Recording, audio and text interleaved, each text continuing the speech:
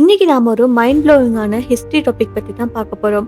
மம்மின்னு சொன்னாலே ஆட்டோமேட்டிக்கா Egypt, pyramids, burrows இவங்க எல்லாம் தான் நம்ம மைண்டுக்கு வருவாங்க. ஆனா நான் இன்னைக்கு சொல்ல போற ஃபேக்ட் பாத்தீங்கன்னா ஹிஸ்டரியே திரும்பி எழுத வச்சுட்டேன்னு சொல்லலாம். எகிப்துக்கு முன்னாடியே மம்மி இருந்திருக்கு, அதுவும் லிபியால இருந்திருக்கு. ஸோ இந்த மம்மியோட ஸ்டோரி என்ன, ஹிஸ்டரி என்ன, இது எப்படி இந்த ஹிஸ்டரியை திருப்பி எழுதுச்சு, என்ன இது பத்தின சின்ன சின்ன டீட்டெயில்ஸ் எல்லாம் தான் இந்த வீடியோல நாம இன்னைக்கு பார்க்க போறோம். ஸோ வாங்க வீடியோக்குள்ள போலாம்.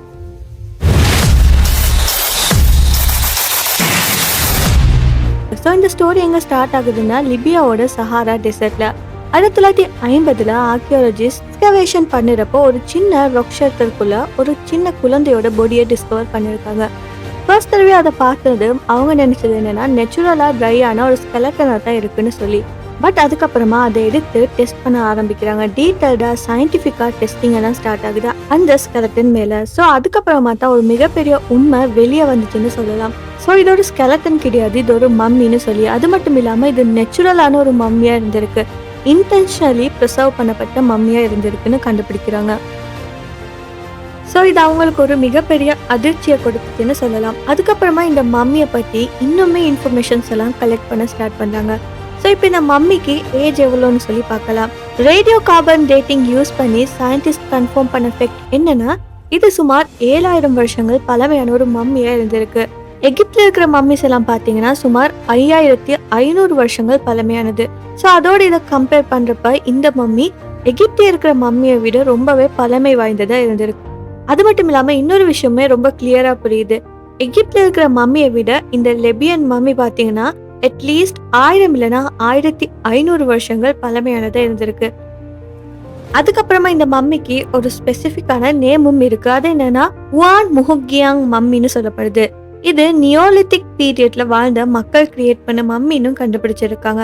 ஸோ இந்த நியோலித்திக் பீரியட்னா என்னன்னா சிம்பிளா சொல்லணும்னா இது தான் மனிதர்கள் முதலாக ஹண்டிங்ல இருந்து ஃபார்மிங், அதாவது அக்ரிகல்ச்சருக்கு ஷிஃப்ட் ஆன டைம்னு சொல்லப்படுது. ஸோ இந்த பீரியட்ல தான் க்ராப்ஸ் எல்லாம் க்ரோ பண்ண ஸ்டார்ட் பண்றாங்க, பெர்மனண்டான ஹவுசஸ் எல்லாம் பில்ட் பண்றாங்க, அண்ட் ஃபேமிலிஸ் எல்லாம் செட்டில் ஆகி வாழ தொடங்குறாங்க. ஸோ இது ரொம்பவே ஏர்லியான மனித சமுதாயத்தோட ஸ்டார்டிங் ஸ்டேஜ்னு சொல்லலாம். ஸோ இப்போ மெயின் கொஷன் என்னன்னா இவ்வளோ ஏர்லி டைம்ல மம்மி கிரியேட் பண்ணினாங்கன்னா அது எப்படி பாசிபிளாக இருக்கும்? இதுதான் இங்கே ரொம்பவே இன்ட்ரெஸ்டிங்கான பார்ட்டாகவும் இருக்குது. ஸோ முதல்ல எகிப்தோட மம்மிஃபிகேஷனுக்கும் இந்த லிபியன் மம்மிஃபிகேஷனுக்கு இடையிலான வித்தியாசத்தை பார்க்கலாம். ஸோ ஃபர்ஸ்ட் எகிப்தோட மெத்தடை பார்த்தோம்னா எகிப்தில் மம்மி பண்ண இன்டர்னல் ஆர்கன்ஸ் எல்லாம் ரிமூவ் பண்ணுவாங்க. பாடியில் வாட்டரை ரிமூவ் பண்ண நெட்ரோன்னு சொல்லக்கூடிய ஒரு சோல்ட்டை யூஸ் பண்ணுவாங்க. டைட்டாக க்ளாத்தில் பெண்டேஜ் மாதிரி அதை ரெப் பண்ணுவாங்க. ஸோ இது எல்லாமே ப்ராப்பரான சயின்ஸ் ப்ளஸ் கெமிக்கல்ஸ் எல்லாம் யூஸ் பண்ண மெத்தட். ஆனால் இந்த லிபியன் மெத்தட் ரொம்பவே டிஃப்ரெண்ட்டாக இருக்குது அண்ட் சிம்பிளாகவும் இருந்திருக்குது. ரொம்பவே இன்டெலிஜென்ட்டாக டிசைன் பண்ண மெத்தடாக இருக்குது இந்த லிபியனோட மம்மிஃபிகேஷன் மெத்தட். ஸோ இதில் பார்த்தீங்கன்னா ஸ்டெப் பை ஸ்டெப்பாக சொல்கிறேன் என்ன நடக்குதுன்னு சொல்லி. இந்த பாடியை பார்த்தீங்கன்னா முதல்ல hot dessert sandal carefully place பண்ணாங்க. அண்ட் டெசர்ட் சேண்ட் எப்படி இருக்குன்னா ரொம்பவே ஹீட்டாக ப்ளஸ் ரொம்பவே ட்ரைனஸாக தான் இருக்கும். அதுக்கப்புறமா அந்த சேண்டோட ஹீட்டில் பாடியில் இருந்த வாட்டர், மாய்ஸ்சர் இதெல்லாம் கொஞ்சம் கொஞ்சமாக ரிமூவ் ஆகும். ஸோ அதுக்கப்புறமா பாடியில் எந்த விதமான வாட்டரும் இல்லாத சந்தர்ப்பத்தில் அங்கே பாக்டீரியா க்ரோ பண்ணவே முடியாது. ஸோ பாக்டீரியா இல்லைன்னா பாடி ரொட் ஆகாது, அதே சமயம் டிகம்போசிஷனும் அப்படியே ஸ்டாப் ஆகிடும். ஸோ இது தான் அந்த மம்மி ஃபார்ம் ஆகுறதுக்கான மெயின் ரீசனாக இருக்குது. அண்ட் இது மட்டும் இல்லாமல் பாடியை எனிமல் ஸ்கின்ல வெப் பண்ணுறாங்க. எனிமல் ஸ்கின் ஏன் யூஸ் பண்ணுறாங்கன்னா பாடியை எக்ஸ்டர்னல் டேமேஜ்ல இருந்து ப்ரொடெக்ட் பண்ணுறதுக்காக, இன்செக்ட்ஸ், காற்று, மணல் இதெல்லாம் அவாய்ட் பண்ணுறதுக்காக தான் எனிமல் ஸ்கின்னை யூஸ் பண்ணியிருக்காங்க. பிளஸ் சர்டன் ஹர்ப்ஸ் எல்லாம் யூஸ் பண்ணியிருக்காங்க. இந்த ஹர்ப்ஸை பார்த்தீங்கன்னா ஸ்மெல்லை கண்ட்ரோல் பண்ணுறதுக்காக, இன்செக்ட் வராமல் தடுக்கிறதுக்காக அண்ட் ப்ரிசர்வேஷனுக்கு ஹெல்ப் பண்ணுறதுக்காக யூஸ் பண்ணியிருக்காங்க. இம்பார்ட்டண்ட்டான பாயிண்ட் என்னன்னா இது எல்லாமே பை சான்ஸ்ல நடந்தது கிடையாது. ப்ராப்பராக பிளான் பண்ணப்பட்டு கிளியரான நாலேஜோட டெத்துக்கு அப்புறமா கூட லைஃப் இருக்குன்னு ஒரு நம்பிக்கையில செய்யப்பட்டிருக்குன்னு சொல்லப்படுது. ஸோ இவ்வளோ ஏர்லி பீரியட்ல மனிதர்கள் இவ்வளோ டீப்பா திங்க் பண்ணினாங்கன்னதுக்கான ஒரு ரியல் ப்ரூஃபாக தான் இந்த லிபியன் மம்மி இருக்குது. சயின்டிஸ்ட் இந்த மம்மியை டீட்டெயில்டாக ஸ்டடி பண்ணதுக்கு அப்புறமா ஒரு இம்பார்ட்டண்ட்டான முடிவுக்கு வந்தாங்க. அது என்னன்னா இந்த மக்களுக்கு ஆஃப்டர் லைஃப் பிலீஃப் ரொம்பவே ஸ்ட்ராங்காக இருந்திருக்குன்னு சொல்லி. ஸோ இந்த ஆஃப்டர் லைஃப் பிலீஃப்னா என்னன்னா சிம்பிளாக சொன்னால் டெத்துக்கு அப்புறமாவும் லைஃப் கண்டினியூ ஆகும், நம்ம ஆத்மா ட்ராவல் பண்ணும், பாடி டிஸ்ட்ராய் ஆகக்கூடாது, இதுதான் அவங்களோட பிலீஃபாக இருந்திருக்கு. ஸோ இவங்க நினச்சிருக்கலாம் பாடி இன்டாக்டாக இருந்தால் தான் சோல் பீஸ்ஃபுல்லாக இருக்குன்னு சொல்லி. ஸோ அதான் மெயின் ரீசன் இவ்வளோ எஃபர்ட் பண்ணி அந்த பாடியை ப்ரிசர்வ் பண்ணுறதுக்கான. ஸோ நம்ம எல்லாருமே எகிப்த் தான் மம்மியோட ஸ்டார்டிங் பாயிண்ட்னு சொல்லி நினைச்சிட்டு இருந்தோம். ஆனா இந்த டிஸ்கவரி சொன்னது என்னன்னா, மமிஃபிகேஷன் கான்செப்ட் எகிப்ட்ல கிரியேட் பண்ணப்படல. இது ஆப்பிரிக்காவோட ரொம்ப ஏன்ஷியன்ட் கல்ச்சர்ல ஆல்ரெடி இருந்திருக்குன்னு சொல்லி எகிப்ட்ல அதுக்கப்புறமா தான் இதை டெவலப் பண்ணி ரொம்பவே அட்வான்ஸ்டா கிரியேட் பண்ணியிருக்காங்க.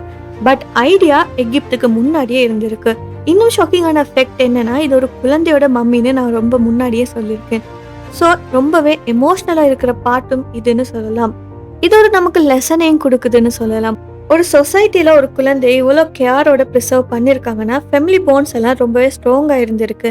அண்ட் எமோஷனல் வேல்யூஸ் எல்லாம் இருந்திருக்கு. டெத் ரிச்சுவல்ஸ் எல்லாம் ப்ராப்பராக ஃபாலோ பண்ணியிருக்காங்கன்னு சொல்லி இது எல்லா லெசன்ஸையுமே காட்டுறதா இருக்குது. ஸோ இதோட ஜஸ்ட் பாடி ப்ரிசர்விங் பண்ணினாங்கன்னு மட்டும் சொல்ல முடியாது. இது மக்கள் ரொம்பவே சென்சிட்டிவாக அண்ட் எமோஷ்னலாக ஒரு சொசைட்டியை பில்ட் பண்ணியிருக்காங்கன்னு காட்டுறதுக்கான ஒரு ப்ரூஃபாக இருக்குது. ஸோ இந்த மம்மி டிஸ்கவரிக்கு அப்புறமா ஹிஸ்டோரியன்ஸ், ஆர்கியோலஜிஸ்ட் இவங்க எல்லாருமே ஒரு மிகப்பெரிய டிபேட்க்கு போனாங்க. டிபேட் என்னன்னா, எகிப்த் தான் நாகரிகத்தோட ஸ்டார்டிங் பாயிண்ட்னு சொன்னது அந்த தியரி கரெக்டா இல்லையான்னு சொல்லி. என் ஆன்சர் பார்த்தீங்கன்னா அது ஃபுல்லாக கரெக்ட் கிடையாதுன்னு சொல்லி. ஏன்னா ஆப்பிரிக்காவில் மல்டிபிள் அட்வான்ஸ்டான கல்ச்சர்ஸ் எல்லாம் சேம் டைமில் பெரலலாக டெவலப் ஆகியிருக்குன்னு சொல்லி ப்ரூவ் பண்ணப்பட்டிருக்கு. ஸோ இந்த மம்மியை ஸ்டடி பண்ணதுக்கு அப்புறமா உலகம் ஃபுல்லாக இருந்த ரிசர்ச்சர்ஸ் ஹியூமன் ஹிஸ்ட்ரி டைம் லைனே அப்டேட் பண்ணியிருக்காங்க. ஸோ இந்த மம்மி லிபியாவோட மியூசியமில் மோஸ்ட் இம்பார்ட்டண்ட்டான ஆர்டிஃபெக்டாக இருக்குது. ஸோ அதனால தான் இந்த மம்மி இந்த ஹிஸ்ட்ரியை மாற்றுச்சுன்னு சொல்லலாம். ஸோ இந்த மம்மியை பற்றி நீங்கள் என்ன நினைக்கிறீங்கன்னு சொல்லி கமெண்ட்டில் சொல்லுங்கள். அது மட்டும் இல்லாமல் இந்த வீடியோ பிடிச்சிருந்தா மறக்காம இந்த வீடியோ லைக் பண்ணி ஷேர் பண்ணுங்கள். நம்ம யூடியூப் சேனலையும் சப்ஸ்கிரைப் பண்ணி பக்கத்தில் இருக்க பெல் ஐக்கானையும் கிளிக் பண்ணிக்கோங்க. இன்னும் ஒரு இன்ட்ரெஸ்டிங்கான வீடியோவில் நான் உங்களை அடுத்து சந்திக்கிறேன். Until then, stay curious, stay safe.